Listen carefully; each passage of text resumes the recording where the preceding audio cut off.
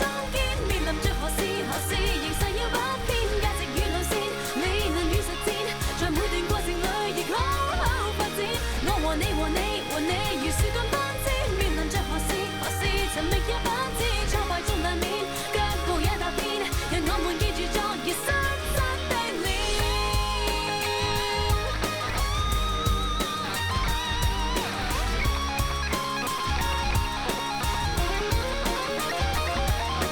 花瓶裏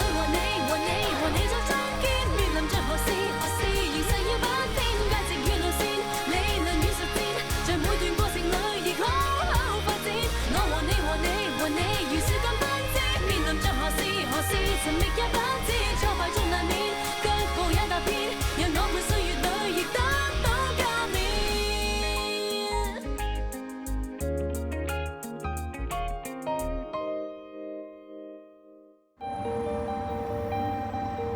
ពេលដែលកើតអបតហេតុលោកឈរនៅកន្លែងណានៅចំហៀងគំនូប្រុសនៅឆ្លងថ្នល់លោកសង្កេតឃើញអ្វីខ្លះឃើញអ៊ំប្រុសម្នាក់កំពុងទៅដើរឆ្លងថ្នល់ហើយដើរដល់កណ្ដាលថ្នល់មានឡានបុកគាត់លើសូលតែម៉ាំងហើយគាត់ក៏ដួលទៅអ៊ំដែលលោកនិយាយបើលោកជួបគាត់ម្ដងទៀតលោកនៅចាំគាត់បានដែរទេចាំបានតឡាការជាទីគោរព P27 សាក់សីមើលរូបថតឲ្យបានល្អអ្នកដែលនៅក្នុងរូបជាអ៊ំដែលលោកបានឃើញនៅពេលនោះមែនដែរទេមែនហើយម្នាក់ហ្នឹងហើយតឡាការជាទីគោរពសាក់សីចាំរូបថតបានគឺអ្នកស្លាប់ចាន់ជីនលោកប្រាប់ថាបានលឺសំឡេងម៉ាំងជួយប្រាប់ផងថាលឺខ្លាំងប៉ុណ្ណាខ្លាំងដូចជាឡានបុកហ្នឹងណាលោកបានលឺសំឡេងម៉ាំងឬមួយក៏លោកបានគិតខ្លួនឯងថាពេលដែលឡានបុកមនុស្សត្រូវតែលឺសំឡេងសូម៉ាំងតឡាការជាទីគោរពខ្ញុំមកសំណួរ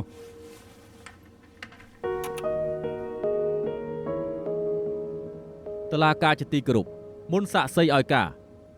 ខ្ញុំចង់សុំការអនុញ្ញាតធ្វើការចាក់រូបដែលបានអាត់ពីឡានដឹកកូនសិស្សលេខ P2 បងអង្គុយឲ្យស្រួលណាអាយ៉ាឡានបុកមនុស្សតាសាក់សីពេលកើតហេតុនាងអង្គុយនៅត្រង់ណានៃឡានខ្ញុំអង្គុយនៅផ្នែកខាងក្រោយឡាន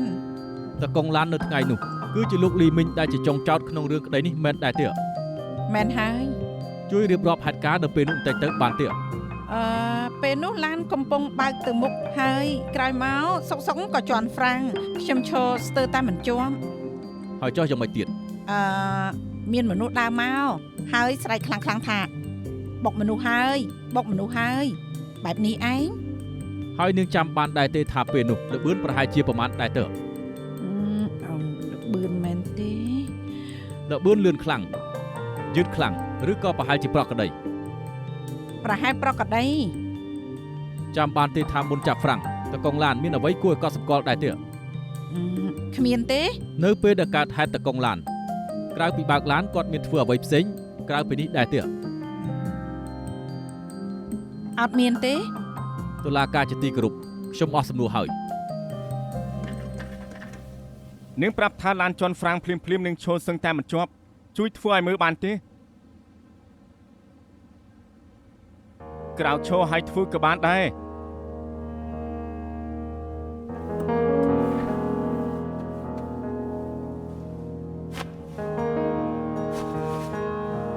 អរគុណអង្គុយចុះទៅនាងប្រាប់ថាឡានចាប់ហ្វ្រាំងភ្លាមនាងឈរសឹងតែមិនជាប់ប៉ុន្តែនាងបែរជាឈរបានតើពិតមែនទេមែនឈរបានតឡាការជាទីគោរពខ្ញុំអត់សំណួរតុលាការជាទីគោរពខាងដើមចោតអស់សំណួរហើយអស់សាក់សីហើយចុះខាងចុងចោតតឡាការជាទីគោរព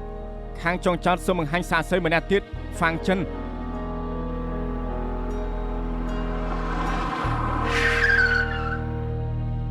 នេះជាអ្នកថតឃ្លីបមែនទេមែនហើយខ្ញុំតែចំណុចដែលប្តីខ្ញុំបាក់បុកសាក់ឆ្លងថ្នល់ថតហេតុការឆ្លងថ្នល់នាងជួយរៀបរាប់បន្តិចបានទេថានាងថតឃ្លីបនេះក្នុងសភាពបែបណាយកគូលបានហើយថ្ងៃនោះខ្ញុំកាន់កាមេរ៉ាដើរផងថតផងលោកក៏ថានេះជាកាមេរ៉ាខ្ញុំឈរនៅមាត់ថ្នល់ប្រុងនឹងឆ្លងថ្នល់ក៏ងាកមើលថាលើផ្លូវមានឡានទេខ្ញុំមើលហើយតែមិនឃើញអ្វីទេដូចឃើញកំផែងមួយខាង កំផែងជួយនិយាយឲ្យច្បាស់ផងទៅ គឺខាងស្ដាំផ្លូវថ្មើរជើងខ្ញុំឃើញផ្លាករកសម្លេងយ៉ាងច្រើនផ្លូវចេញទៅប្រហែលជា20ដឺក្រេដូចជាកំផែងយ៉ាងអញ្ចឹង យ៉ាងម៉េចទៀត រួចហើយខ្ញុំគិតថាគ្មានឡានក៏ដើរទៅមុខប្រងនឹងឆ្លងថ្នល់ពេលឈានចេញទៅក៏មានឡានមកដល់មុខវិញនឹងបុកខ្ញុំ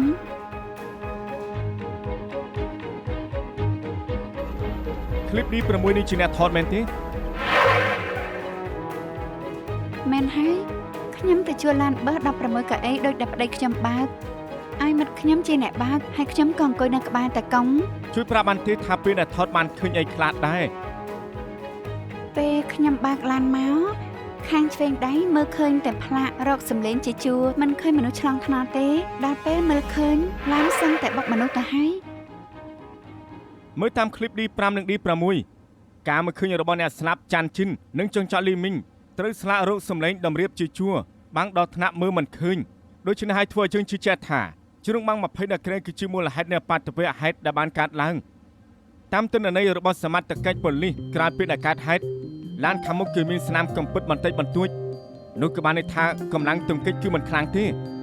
នៅលើថ្នល់ក៏គ្មានស្នាមចាប់ហ្វ្រាំងច្បាស់បានន័យថាឡានមិនបានចាប់ហ្វ្រាំងភ្លាមនៅក្នុងល្បឿនលឿនសំខាន់គឺលទ្ធផលកសោវិច័យបានអះអាងថាអ្នកស្លាប់គ្មានអាការៈបាក់ឆ្អឹងមូលហេតុស្លាប់ក៏ព្រោះតែហូរឈាមច្រើនពេកនឹងណាសរុបមូលហេតុទាំងអស់សូមអង្វរតុលាការជាទីគោរពឲ្យកាត់ក្តីដល់ពាក្យបណ្ដឹងចុងចោតលីមីងបទល្មើសបើកឡានដោយប្រមាថដល់ធ្វើឲ្យគេស្លាប់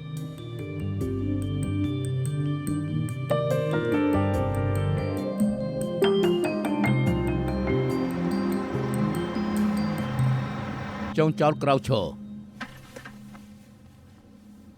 តាមផតតាងរបស់ដើមចោតនិងចុងចោត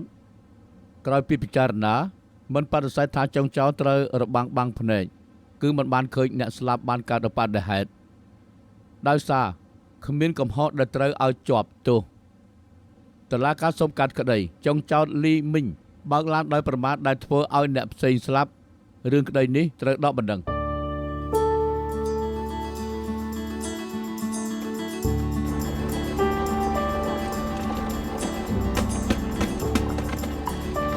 ធ្វើបែបនេះមិនត្រូវនោះទេចាញ់ក្តីធ្វើមុខដូចជាគូទា វាមិនសមនឹងណាលោកគ្រូប្តឹងគេមិនបានផ្ដាស់មែន ទួលនីតិរបស់ខ្ញុំមិនមែនញាត់មនុស្សចូលគុកដឹងទេថាស៊ូក្តីគឺមានដំណំ ធ្លាប់និយាយដែរហី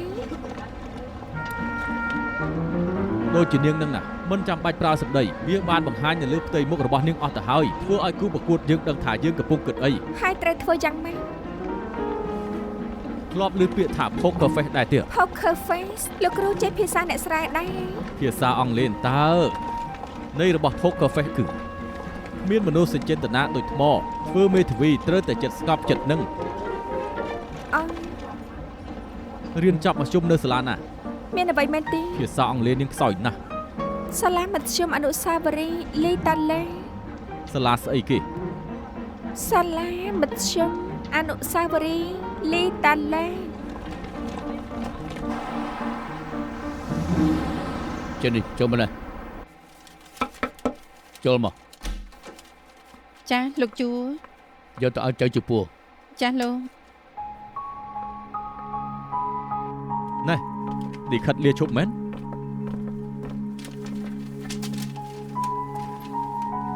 អូ ICIC ប្រាប់ថាផុតហើយក្រោយភ្លៀងមេឃស្លាស់ហើយសម្លាញ់យប់នេះជប់លៀងចាំគ្នាបើកុំភ្លេចដាក់ទឹកមុនក្នុងស្រាផងណា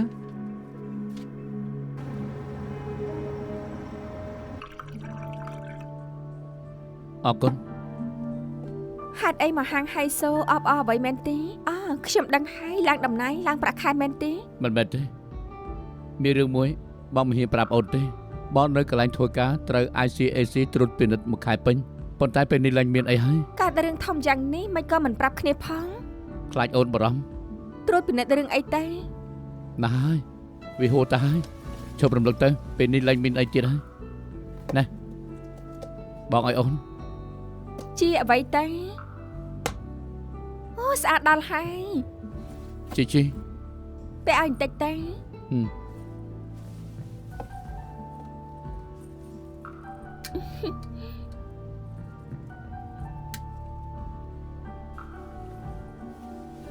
ចាំបានទេលើកមុនធ្លាប់ប្រាប់ ខ្ញុំ ថា ដឹងថាបងចង់និយាយអីបងចង់ប្រាប់ថាដល់ពេលកក់តុកចិនរោគឈុតកូនកំឡោះកូនក្រមុំរោគពេលលាមង្គលហើយនៅសល់តែប៉ុណ្្នឹងឯងណោះអើយចង់ចុច like ឲ្យ10ដងមើលចាស់គ្រឿងអលង្ការនេះធ្វើឲ្យដៃមិនធម្មតាទេ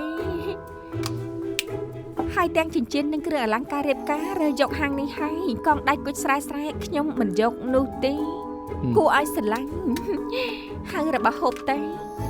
មួយពេលនេះឲ្យកំងហានី យកមកកងនេះលាត់ទេ តែខ្ញុំចាញ់ ចុះសាច់ជៀម ចាញ់ក្លិនហើយខ្ញុំរើខ្លួនឯងវិញ មិនតាន់គេទេ មកវិញហើយហ៎ ខ្ញុំទិញរបស់ប្រផ្ញើល្អដល់កំពុងតែគ្លៀនស្រាប់ផង អេចង់ស្លាប់ហ៎មិនតាន់ឆ្អែតទៀតទុកថាសំណាងល្អហើយដែលចូលនិវត្តន៍មុនកុំអីជាប់គុកមិនខាន មិនណាជាប់គុកមានព័ត៌មានធំមែនទេម៉ាក់ មើលចោះ អាងថាមិនដឹងថាអង្គភាពណាជាអ្នកទិញសាច់គោនឹងប្រហិតត្រីអាងថាមិនជាប់ពាក់ព័ន្ធនឹងរឿងទាំងនេះ អាម្នាក់នេះគូសត្រូវក៏មិនដឹងមើលចោះទិញសាច់គោនឹងប្រហិតរាប់ពាន់ដុល្លារហូបបាយពោះស្លាប់មិនខានទាំងអស់នេះដក 1000 ទេ 1000 យន់ ណែឬមួយពេលមកផ្ទះងើយមុខនិយាយជាមួយមិត្តនៅភពផ្កាយ ម៉ាក់ឃើញញឹកញាប់ខ្ញុំ ឬក៏មួយរយៈនេះចវាយឈប់ធ្វើបាបហើយ ម៉ាក់កុំបារម្ភអីមិនបានធ្វើ ICAC មិនមូលប្រកាច់ណា ហាអាពួកគេងប្រវាញ់គេសំមុខហើយមិនពាក់ព័ន្ធនឹងម៉ាក់ទេ អូបើមិនធ្វើមេធាវីតែធ្វើភ្នាក់ងារ ICAC ល្អជាងមិនទាន់ខ្លាចជាមេធាវីចង់ធ្វើភ្នាក់ងារ ICAC ទៅហើយមើលខ្លួនឯងទៅ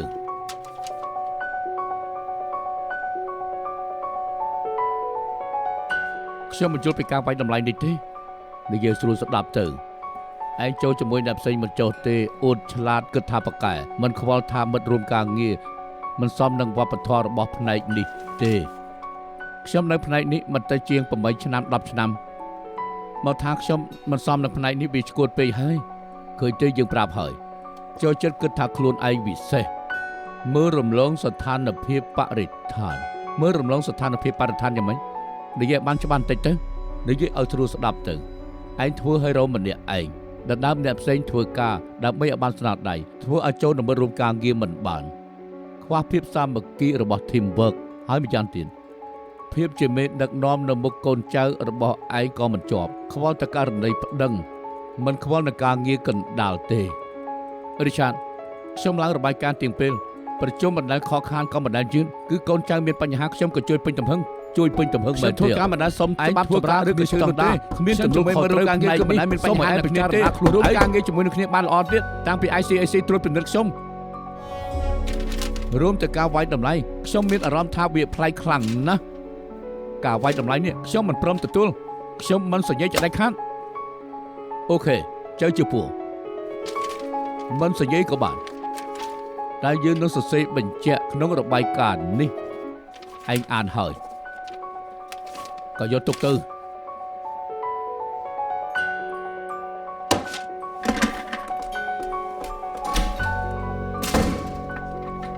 Quinton មានអីមែនទេ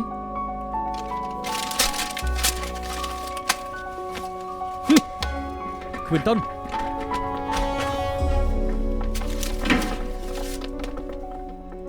ពេលហូបបាយផឹកទឹកច្រើនបន្តិចមានអារម្មណ៍ថាវិលមុខ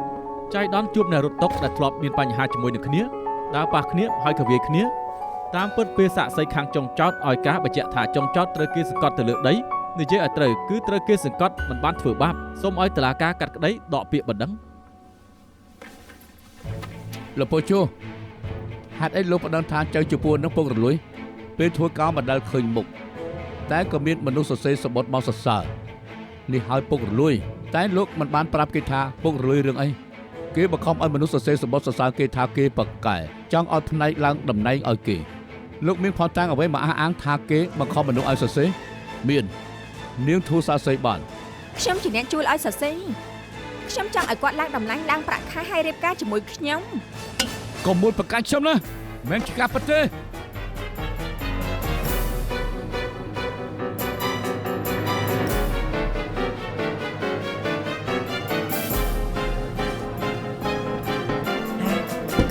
កូនកើតអីរឿងធំយ៉ាងនេះហេតុអីក៏មិនប្រាប់ប៉ាមួយម៉ាត់ពិតមែនហើយចាំឲ្យជាប់មេធាវីសិនបានសម្រេចចិត្តលាឈប់ឬក៏យ៉ាងម៉េចហ្នឹង បាយគ្នាហើយត្រូវតែលាឈប់បញ្ហាគឺដូរការងារទៅបានធ្វើតែមានទវិឬអត់មិនសំខាន់ទេគេមួយប្រកាសខ្ញុំមិនព្រមចដាច់ខាង ពិតមែនហើយហើយកូនគិតធ្វើយ៉ាងម៉េចចង់ឲ្យម៉ាក់ជួយទេ អត់ទេខ្ញុំនឹងទៅប្តឹងគេនៅសភាកណ្ដាលទៀតបានផល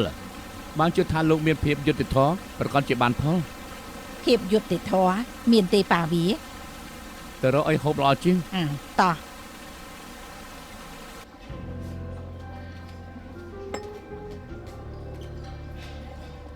ហើយ ហេ សូមទោសផងណាខ្ញុំត្រូវចេញមកក្រៅស្រាប់ទៅហើយនិយាយតាមទូរស័ព្ទមិនស្រួលទេបានជាណាត់នាងបង មិនអីទេខ្ញុំនិយាយជាមួយម្ចាស់បន្ទប់ហើយគេអាចដូចចិត្តធ្វើខុសកិច្ចសន្យាទេ អត់ទេខ្ញុំអរគុណនាងដែលបានសរសេរសម្បត្តិសរសើរខ្ញុំ ខ្ញុំមិនបានសរសេរព្រោះចង់ឲ្យលោកអរគុណទេ ខ្ញុំដឹងថានាងគិតយ៉ាងម៉េចតែចៅហ្វាយរបស់ខ្ញុំមិនគិតចឹងទេកូនយកលិខិតសរសើរខ្ញុំទៅប្តឹង ICAC ចៅថាបានទទួលលិខិតសរសើរសិនបានជួយឃ្លាករណីឲ្យអ្នកនោះ ខ្ញុំដឹងហើយ ICAC តាក់ទងរកខ្ញុំហើយតែខ្ញុំប្រាប់ហើយថាខ្ញុំចង់សរសេរខ្លួនឯងលោកមិនបានប្រាប់ឲ្យសរសេរពេលនេះយ៉ាងម៉េចទៅហើយ ICAC ញ៉ាំសម្បត្តិឲ្យខ្ញុំនាងមើលទៅ សភាកណ្ដាលគិតថានៅខ្វះភាពជាក់ស្ដែងដូច្នេះណែនាំឲ្យ ICAC ផ្អាកការត្រួតពិនិត្យទុកថាលែងមានអីហើយ ត្រឹមជាចម្លើយ ICAC តែចៅហ្វាយគិតថាខ្ញុំធ្វើខុសគៀបឲ្យខ្ញុំនឹងចេញខ្ញុំចង់ប្តឹងរឿងនេះទៅសភាកណ្ដាលទៀត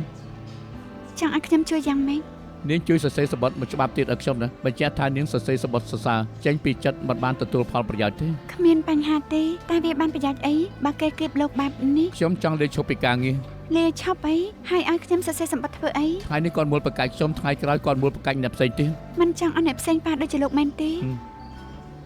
អូខេថ្ងៃច័ន្ទខ្ញុំសរសេរឲ្យយឺតពេលអត់ មិនយឺតទេរឿងប្តឹងត្រូវប្រើពេលស្រាប់ទៅហើយ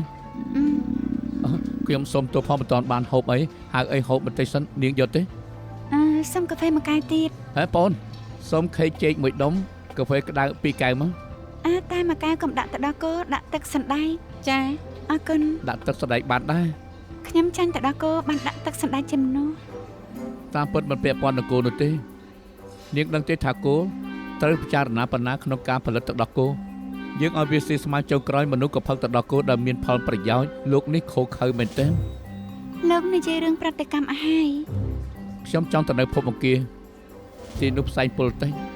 ខ្ញុំថាតាមពិតក៏ល្អដែរមានដីធំឲ្យសង់អគារមិនបាច់សង់ឲ្យខុសប្លង់ បើសងត្រូវប្លង់ខ្ញុំអត់ការងារធ្វើហើយ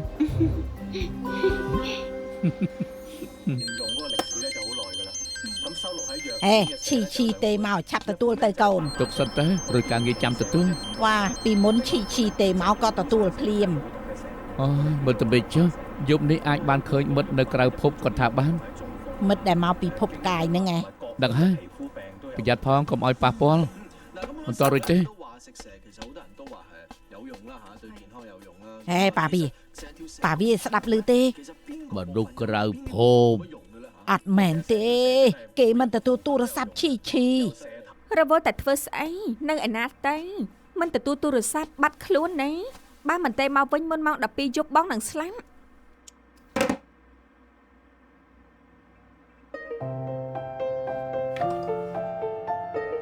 ស្លាប់ហើយនៅបើមិនតាន់ស្លាប់ទេជួយតបផង ស្លាប់ហើយជួយអុជធូបដុតกระดาษមាសនិងกระดาษប្រាក់ផង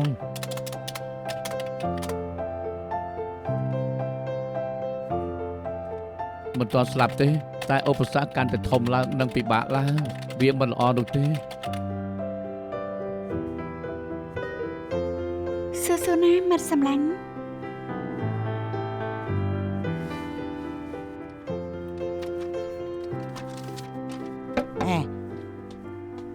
បាត់តែមកច្រើនណាតែទៅមិនដល់ អរគុណអ្នកម៉ាក់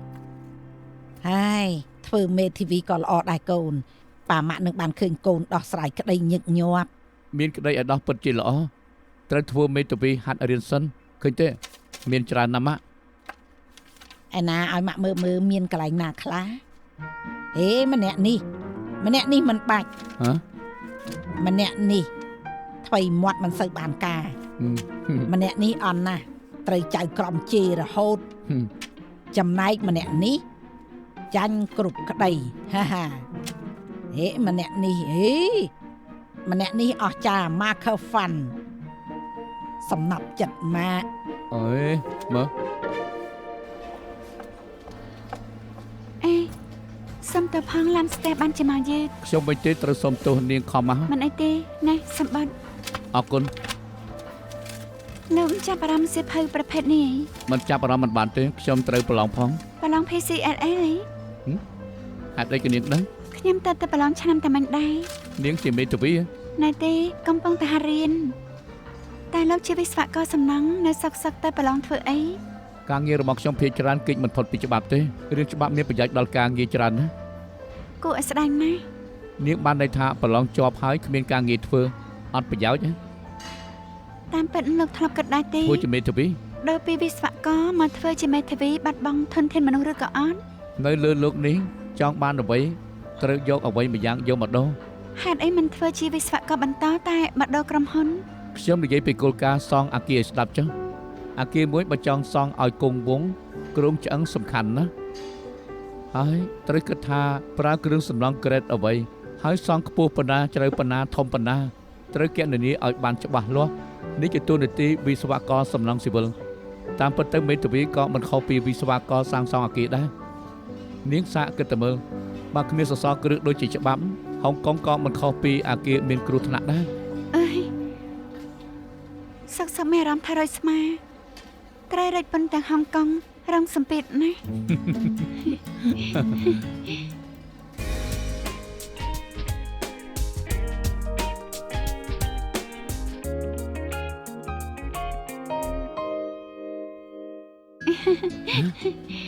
PCLL ប្រឡងពិបាកទេ បាទលោកប្រឡងច្បាប់ព្រហ្មទណ្ឌនិងច្បាប់មរតកត្រូវចាំទុកម្យ៉ាងកុំគិតតែតន្ទិញសិភៅវាគ្មានប្រយោជន៍ទេកំណត់ត្រាមេរៀនសំខាន់ជាង អូកំពុងគិតថាសភៅក្រាស់យ៉ាងនេះទន្ទិញមិនចាំមានអ្វីណែនាំទៀតទេ កាលខ្ញុំរៀនអានសម្លេងទុករហូតក៏ត្រាយ៉ាងលម្អិតចង់ខ្ចីទៅមើលទេ ប្រសើរណាស់ចឹងអរគុណ អូខេបើចង់ធ្វើជាមេធាវីលោកមានគ្រូហើយនៅ ញ៉ាសបុតទៅច្រើនកន្លែងណា ខ្ញុំសួរលោកគ្រូឲ្យល្អទេ អរគុណណាស់គ្មានថ្ងៃភ្លេចទេ ហើយលោកគ្រូជានរណា Marcus Fun ជាអ៊ី Marker Fun កាហ្វេទឹកកកសណ្ដែកមកដល់ហើយ ខ្ញុំមិនបានកំងទេ ខ្ញុំកំងសាកធ្វើតាមនាងឃើញនាងផឹកឆ្ងាញ់ទើបចង់សាកដែរហ្នឹងណា តែឆ្ងាញ់ទេ ឆ្ងាញ់បែបប្លែកខ្ញុំត្រូវចិត្តនឹងទៅដោះគោនេះហើយ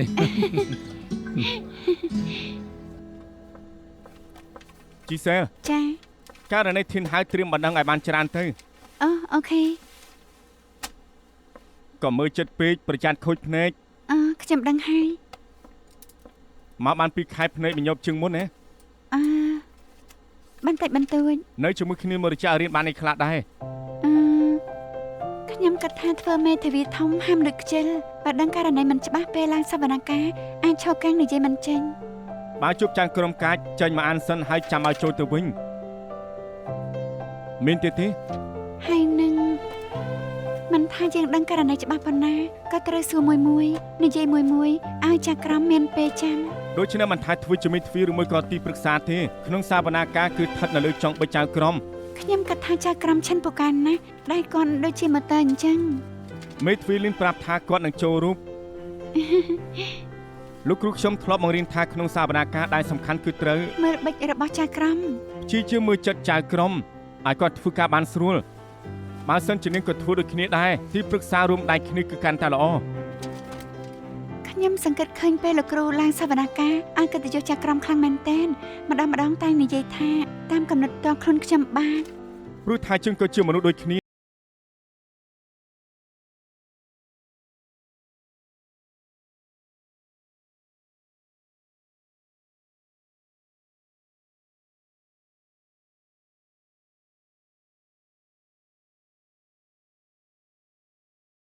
នៅពេលនេះជាទូទៅគឺត្រូវដាក់ពាក្យស្នើ2ឆ្នាំតែនេះគឺជាករណីពិសេសហើយមិត្តនេះគឺជាអ្នកណាដែរ តាមពិតទៅគេជាវិស្វករធ្វើមន្ត្រីរាជការច្រើនឆ្នាំពេលនេះចង់ដូរការងារ មកមើលសិនមើលថាគូលើកលែងឲ្យម្ដងទៀតដែរទេ អរគុណ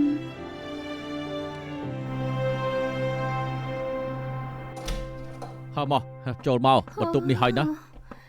ដើមឡើយខ្ញុំគិតថាទុកចង់ជួសជុលប៉ុន្តែពី3ខែនេះអតិថិជនធំគេមិនព្រមសងលុយណាមួយរោងចក្រត្រូវការលុយបង្វិលបានជាខ្ញុំព្រមលក់ដឹងណានាងជាមួយនឹងហឺចុងជិតរៀបការហើយបើសិនជាចាប់អារម្មណ៍ចាំពូចុះថ្លៃឲ្យចុះណាមួយមិនអស់ថ្លៃ commission ទៀតផងហើយម្យ៉ាងទៀតទុកថាជាកាដូពីពូចុះណាចេដានបងគិតយ៉ាងម៉េចខ្ញុំពេញចិត្តណាស់ព្រមព្រៀងគ្នាហើយ2ឆ្នាំទៀតបានរៀបការមិនក៏ប្រញាប់ខ្លាំងម្ល៉េះតម្លៃឡើងឬចុះយ៉ាងណាក៏ត្រូវតែទិញម្យ៉ាងទៀតប៉ាម៉ាក់ប្រាប់ថាជួយចេញវគ្គដំបូងឲ្យថោកបែបនេះទៅរកនៅណាបានទេមើលទុកសិនទៅមិនខុសទេទិញផ្ទះមិនដូចជាទិញម្ហូបនោះទេត្រូវពិគ្រោះគ្នាសិនបើចាប់អារម្មណ៍កុំភ្លេចទេមកប្រាប់ពូក្នុងអាទិត្យនេះអូខេលោកពូមុនថ្ងៃសុកចាំខ្ញុំទេប្រាំបានអូខេពូចាំស្ដាប់ដំណឹងល្អណាស់កាន់តែមើលកាន់តែពេញចិត្តបន្ទប់នេះតម្លៃមិនថ្លៃទេទោះតូចបន្តិចតែក៏ស្ងាត់ខ្យល់អាកាសចេញចូលល្អនៅម្នាក់ឯងស្រួលណាស់ជីសែកំពុងតែរកផ្ទះជួងប្រាប់ឲ្យមកមើលល្អជាងអូស្រីស្អាតថ្ងៃនេះដូចជាមកលឿនហូបអីដែរចង់ញ៉ាំអីកំងឲ្យផងមីគេពីចានអូខេមីគៀវរបស់ខ្ញុំថែមស៊ូមិនយកដើមខ្ទឹមថែមស៊ូមិនយកដើមខ្ទឹមអូខេចាំមួយផ្លែតហូបយកបែបនេះរហូតហើយនេះជាទម្លាប់ហើយអត់ត្រូវហើយកំណត់ត្រានឹងคลิปសម្លេងនៅទីនេះអរគុណច្រើនណាស់នេះជួយលើកទី2ណាមិនអីទេពេលការរឿង ICAC ធ្វើឲ្យខ្ញុំគិតយល់ទៅហើយថាភាពយុត្តិធម៌វាសំខាន់យើងដឹងទេអារម្មណ៍ដែលត្រូវគេចោទប្រកាន់ខ្ញុំនៅចាំមិនភ្លេចនោះទេខ្ញុំសួរលោកគ្រូឲ្យហើយលោកសរសេរសម្បត្តិសុំរៀនការងារសិនបានប្រឡង PCLL ជាប់ក៏ទៅសម្ភារចាស់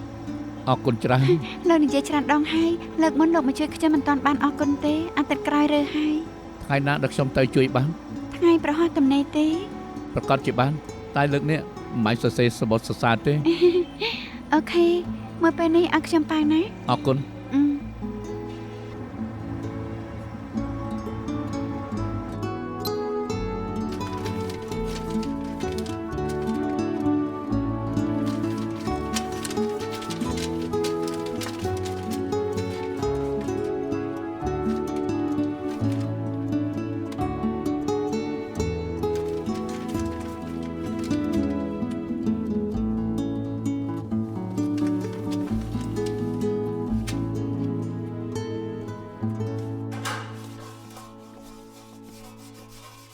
លោកប៉ាអ្នកម៉ាក់ថាកាហ្វាន់មកដល់ហើយអីមេផ្ទះមកសាក់ការងារចាំយូរហើយចែមេរីមានបទពិសោធន៍ធ្វើការងារផ្ទះច្រើនអាវប្រឡាក់ឈាមពេងប្រឡាក់ក្អែលតែត្រូវធ្វើបែបម៉េចប្រើម្សៅសាប៊ូលាបលើក្អែលឈាមទុកចោលមួយសបកហើយប្រើទឹកត្រជាក់បោកក្អែលដែលជាប់ពេងប្រើថ្នាំដុសធ្មេញលាងចេញពេលផ្លាស់ប្ដូររដូវត្រូវរៀបចំក្អែលបែបម៉េចដែរទៅណែសំណើមចុះខាងក្រោមខោអាវថ្លៃត្រូវដាក់ខាងលើសូត្រសបនិមិត្តដាក់កណ្ដាលកណាត់ក៏បាសក្រាស់ដាក់ខាងក្រោមបង្អស់ដាក់ស្រោមការពារសំណើមនិងគ្រាប់ការពារក្លិនប៉ុណ្ណឹងគឺលែងមានបញ្ហាទៀតហើយប្រើការបាន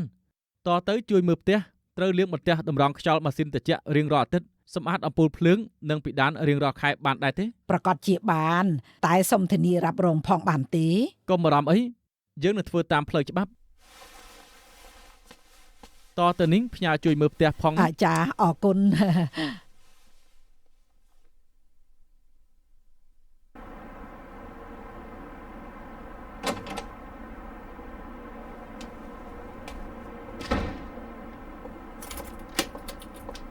បិទហាងហើយមិនអីទេបើកវិញក៏បានដែរអូមិនអីទេខ្ញុំគ្រាន់តែឆ្លងកាត់ប៉ុណ្ណោះដូចដែលលោកប្រាប់រកកន្លែងសម្រាប់បន្តិចជាន់លើល្អទេជាន់លើនៅបើកមានជាន់លើដែរមកតាមខ្ញុំមកអញ្ជើញចៃដនអីមកចាប់ផ្ទះត្រូវដូរប្រទេសដឹងថាខ្ញុំជួយជាន់ក្រោមចង់សួរថាខ្ញុំទិញដែរទេគឺវាអញ្ចឹងលើកនេះភ្ញៀវចូលចិត្តឡើងមកអង្គុយផឹកតែផ្កាជួនកាលមានបង្រៀនជូកាផងដែរណាផឹកតែល្អដែរទេអូមិនអីទេសាកបន្តិចទៅនឹងជាប់ចិត្តអូខេពេលហាងបាត់នៅជាន់ក្រោមហើយឡើងមកឆុងតែមួយប៉ាន់ ពេលភ្ញៀវទៅអស់ឡើងមកក៏សមានតិចតួចរួចហើយក៏បានត្រឡប់ អរគុណឆ្ងុយដល់ហើយតែអ្វីទៅ តែកុលាបផឹកហើយគេលូតស្រួល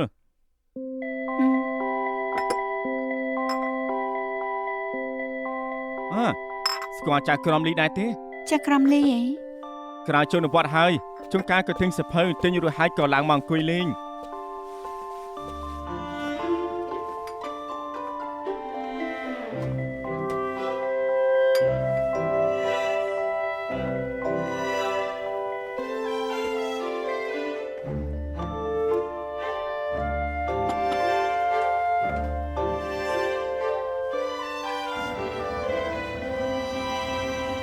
ប៉ូលីសគេបាននិយាយប្រាប់ខ្ញុំរួចហើយតែតាមដំណាក់កាលខ្ញុំត្រូវបកស្រាយឲ្យស្ដាប់ម្ដងទៀតពេលនេះគឺពួកលោកប្រើសិទ្ធិរួមគ្នាកាន់កាប់បន្ទប់ជាន់ទី7អាគារសិនជីវិថីជៀនទួជីនអ្វីគឺប្រើសិទ្ធិរួមគ្នានោះគឺបានន័យថាបើសិនជាថ្ងៃមុខមាននរណាស្លាប់មុនហើយផ្ទះនឹងក្លាយជារបស់ម្នាក់ទៀតដោយពេញសិទ្ធិនិយាយឲ្យស្រួលស្ដាប់គឺអ្នកណាអាយុវែងជាងអ្នកស្លាប់ក្រោយគឺមានសិទ្ធិកាន់កាប់ផ្ទះអ្នកណានៅបានអ្នកនោះរបស់បងគឺជារបស់អូនចាំបាច់បែងចែកធ្វើអី មែនហើយ មេធាវីចាំង អ្នកគ្រូ មេធាវីចាំង តាឈិនចាំមិនហើយតាមរឿងឲ្យល្អផងណាចំណាយថ្លៃមេធាវីមិនបាច់ឲ្យទេទុកថាជាសណ្ដានចិត្តពីក្រុមហ៊ុន អរគុណអ្នកគ្រូ អរគុណមេធាវីចាំង មិនអីទេ តាមពិតទៅតាមពិតបើសិនចែកសិទ្ធិក្នុងការកាន់កាប់ហើយបើអ្នកកាន់កាប់បាត់បង់ជីវិតអ្នកកាន់កាប់ម្នាក់ទៀតនឹងបានតែពាក់កណ្ដាលនោះទេណា ណែ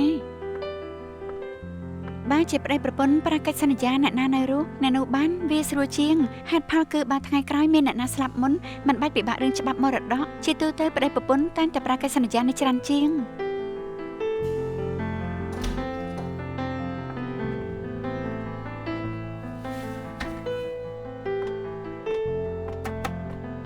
ករណីលោកលាន់កើតឡើងនៅក្នុងរថភ្លើងក្រោមដីករណីគឺចង់បានមេធាវីតែគ្មានលុយជួលជួយមើលផលថាមានមេធាវីថ្មីអាចជួយគេបានទេបាទបានកើតអីមុខដូចជាអស់សង្ឃឹមvậyអត់ទេត្រូវមាត់មេធាវីចាំងអត់ទេឯងមិននៅទីនេះក៏យូរដែរហើយសមត្ថភាពមិនអន់តែចូលចិត្តធ្វើដូចជាអស់សង្ឃឹមបែបនេះអាចជួបមុខអ្នកណាបានមេធាវីលីនតាមពិតទៅតាមពេលដែលខ្ញុំជួលឯងមិនឃើញឯងនឹងតដិតអញ្ចឹងនោះទេដឹងទេថាបញ្ហាកើតឡើងពីអ្វីព្រោះថាពេលដែលខ្ញុំនិយាយណាឯងមើលមកដើមទ្រូងខ្ញុំអ្នកមិនស្គាល់គិតថាឯងនឹងរោគចិត្តឬក៏សលេវមើលមកខ្ញុំមកបែបនេះល្អហើយមើលច្រើនណាស់ណាស់ហើយចុះជួយកូនក្តីរកមេធាវីថ្មីឲ្យផុតណាសម្រាប់មនុស្សស្រីអីវ៉ាន់របស់នាងទុកឋានតិចណាឲ្យធ្វើយ៉ាងម៉េចបន្ទាប់តើអីវ៉ាន់ក៏តិចតាមនឹងដែរពីមុនធ្លាប់មានមើលថតបើរៀនវិធីជប់ឲ្យតូចខ្លាយទៅជាធំតែមិនសមនឹងនាងទេយ៉ាងម៉េចទៅសម្រាប់ពី100ទៅ50គីឡូបន្ទប់ដូចជាធំគុណនឹង2អញ្ចឹងខ្ញុំសុំសាក់ដែរមិនកើតទេក៏ដោឡើងផ្ទះថ្មីឲ្យនាងស្អាតដល់ហើយអរគុណបើអួយនៅខាងលេងអញ្ចឹងគឺត្រូវដាក់ក្នុងបន្ទប់នោះតែប្រាប់ឲ្យហើយណាដំបូងត្រូវដាក់កន្លែងត្រជាក់ឬចាំរករកពលឺថ្ងៃដែលសំខាន់ត្រូវនិយាយជាមួយវាផងហេតុអីទេមានសភៅមកក្បាលប្រាប់ថា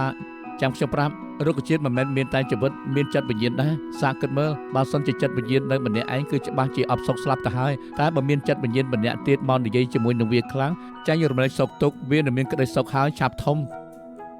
ខ្ញុំនិយាយប្លែកមែនទេខ្ញុំចូលចិត្តស្ដាប់យ៉ាងមិនដែរប្រឡងពិបាកមែនទេត្រូវអង្គុនកំណត់ត្រាคลิปសម្លេងនាងខានប្រឡងយូរហើយបុកពោះមែនតើមិនបាច់គួរសមទេមកអង្គុយសិនទេអូខេ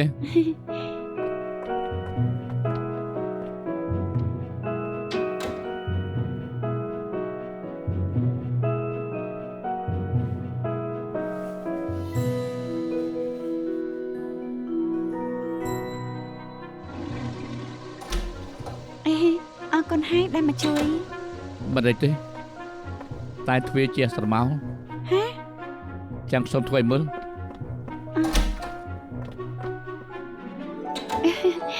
ពិតមែន បើអញ្ចឹងយក poster មកបិទបន្តិចក៏ល្អដែរ អរគុណហើយ ហូបបាយហើយនៅអញ្ចឹងចុះហូបបាយជាមួយគ្នាហើយចាំខ្ញុំទៅធ្វើការ បានតើអេកុំភ្លេចថ្ងៃសប្តាហ៍ក្រោយម៉ោង 11 មកសម្ភាសជាមួយលោកគ្រូផងណា មានកលឹះសម្ងាត់ទេ មាននោះគឺមើលគាត់មិនដឹង មើលគាត់មិនដឹងទេ Cheers តើទៅនេះពេលនាងទៅលេងនាងនឹងបានទៅលេងជាសែលដែរហើយតើទៅត្រូវសំចៃបន្តិចហើយត្រូវបង់ថ្លៃផ្ទះនៅសុកសុងស្រាប់តែមានសំពីន ខ្ញុំត្រូវបង់ថ្លៃជួលផ្ទះរាល់ខែកាបូប brand name បាត់អស់មួយខែពីរ បើអូនបន្ថយថ្លៃអាហារបានបងក៏សន្សំបានខ្លះ ខ្ញុំហូបច្រើនណាស់ គឺច្រើនបំផុតណោះ ឃើញមុខលោកគេហូបច្រើនអញ្ចឹងហើយ ពិតមែនហើយ អេថ្ងៃមុនឮថាចៅក្រមសាលាដំបងបង្ខំឲ្យមេធាវីទៅដូរខោអាវព្រោះគេពាក់អាវកដប់បង្ហាញដើមទ្រូងមក អូរឿងហ្នឹងខ្ញុំដឹងហើយ មេធាវីនិងគ្រូច្បាប់ត្រូវធ្វើតាមច្បាប់តែងខ្លួនមិនអញ្ចឹងទេ ខ្ញុំនិយាយឲ្យច ជា ប់ ករ សិន ណីប្រាហង្សាក្នុងគ្រួសារមែនខ្ញុំជាមួយអ្នកគ្រូក៏នៅដែរ សូមទទួលទូរស័ព្ទសិន លើថាបង្ហាញដើមទ្រូងឡើងប៉ុនបាន អ្នករៀនការងារក៏ដឹងដែរហេតុអីតែងខ្លួនអញ្ចឹងទេ គេអញ្ចឹងទេគ្រូអញមិនបានប្រាប់ឬក៏គ្រូមានចេតនាមិនចង់ប្រាប់ចង់ធ្វើបាបគេ មិនមែនមេធាវីថ្មីទៅឡើងសាវនាការលើកដំបងទេដឹង ខ្ញុំនិយាយបានហើយមែនទេ តែហូលេនៅកន្លែងកាត់ហេតុសម្ដីគួរឲ្យជឿជាក់បំផុត ឲ្យខ្ញុំនិយាយសិនហើយចាំនាងបន្ថែមចៅក្រមប្រាប់ឲ្យស្លៀកពាក់ឲ្យសមរម្យរួចបានបើកសាវនាការតែគួរឲ្យខ្មាស់ទេប៉ុន្តែនៅពេលរសៀលមែនទេមិនមែនទេ10នាទីក្រោយបើកសាវនាការបន្ត មិនក៏លឿនម្លេះជិះតាក់ស៊ីទៅដូរមកវិញក៏មិនតាន់ដែរ គេប្រើกระดาษ A4 និងប្រដាប់គៀប2គៀបសងខាងហើយក៏ពាក់អាវក្រៅល្មមអាចបដោះគោយបាន ចេះគិតឃើញតែខាងមែនមានតែគេទេដែលអាចគិតឃើញ សូមទូផងមិញបងប្អូនទេមកពីដាននៅផ្ទះជ្រាបទឹក ប្រើហ្វេលពណ៌ខ្មៅអីលាក់បាំងបែបនេះច្បាស់ជាមានបញ្ហាហើយ អូពេលជិះរថភ្លើងក្រោមដីមើលកុនវាចាំងពលឺមិនចាំបាច់ភ្ញាក់ផ្អើលនោះទេ ឆាប់ហូបទេ ឆាប់ហូបទេឯកសារបន្ទាន់អីហ៎ មែនហើយបន្ទាន់ អរគុណបាយបាយ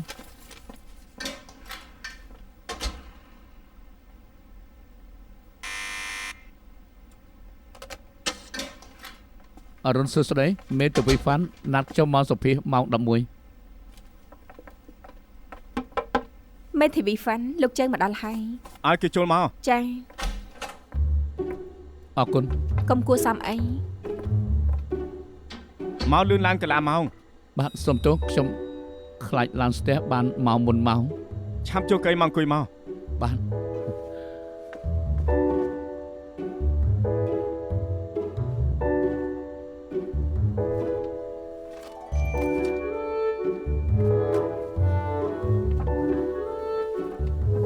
អរុនសួស្ដីមេតាវីហ្វាន់ អរុនសួស្ដី ខ្ញុំឈ្មោះជួចពូជាមិត្តជីសែលនេះជាប្រវត្តិធ្វើការនិងសញ្ញាបត្រប្រឡងជាប់ PCLL សម្រាប់ចិត្តឈប់ធ្វើវិស្វករចង់ធ្វើជំនាញទ្វីតាំងពីពេលណាទៅ ប្រហែល2ខែមុន ក្នុង PCLL ចូលចិត្តមកវិជ្ជាអីជាងគេ ចូលចិត្តការណែនាំពីគ្រូគ្នាក្នុងក្រុមខ្ញុំគិតថាការណែនាំវាល្អជាងការបង្រៀនទៅទៀត ព្រោះអី ច្បាប់ជាព្រំដែនសង្គមស្តង់ដារចិត្តបានកំណត់ អង្គុយចោះចាំនិយាយ ច្បាប់ជាព្រំដែនសង្គមស្តង់ដារចិត្តបានកំណត់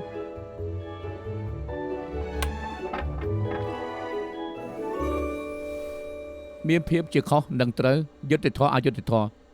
សមាភិបនិងមិនសមាភិបតែខ្ញុំគិតថាអានសិភៅមិនងាយយល់ទេបានជាខ្ញុំនឹងគិតថាពីគ្រោះគ្នាក្នុងក្រុមនេះគឺជាចំណុចមួយល្អបំផុតសម្រាប់ខ្ញុំគិតថាធ្វើមេធាវីតើតើមានចំណុចនេះ មើលទៅជីវិតលោកប្រើពេល2ភាគ3អានតែសិភៅមែនទេ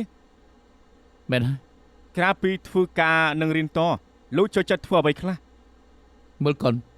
ខ្ញុំចូលចិត្តមើលកុន ក៏នៅរឿងអីដែលលេងពីមេធាវីធ្វើឲ្យលោកជាប់ចិត្ត រឿង Midnight Express អូរឿងនេះគឺចាស់ណាស់ហើយ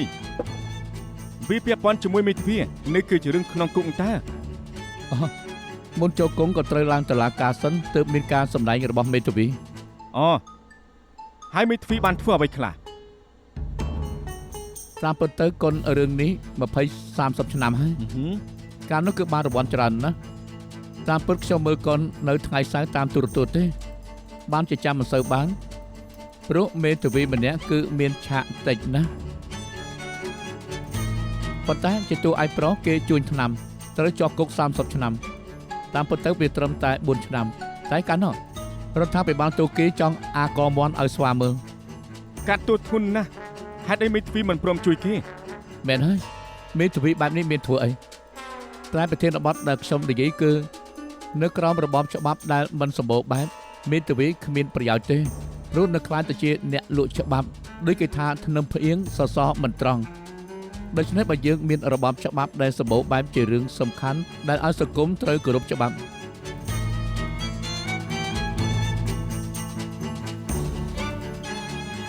នេះជាការសរុបចេញពីចិត្តដែលលោករៀនច្បាប់ជាច្រើនឆ្នាំមែនទេ ខ្ញុំដឹងថាមិនស៊ីជម្រៅប៉ុន្តែព្រោះតែបែបនេះហើយទើបខ្ញុំចង់រៀនពីគ្រូ អង្គុយចុះ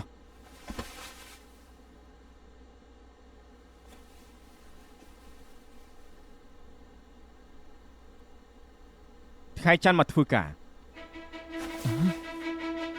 អរគុណអរគុណអរគុណ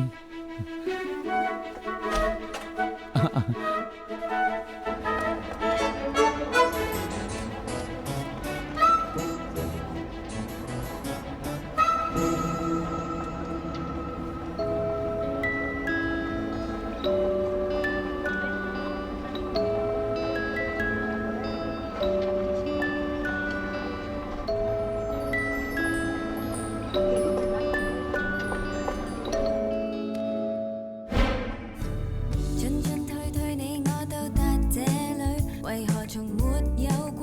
疑慮？跌跌碰碰，你我告別散去，為何從沒試過爭取？如未變身，從沒原因，至少也觸碰過味蕾。寂寞情深，在生命發生，還是人生本應空虛，一呼一吸有些有趣。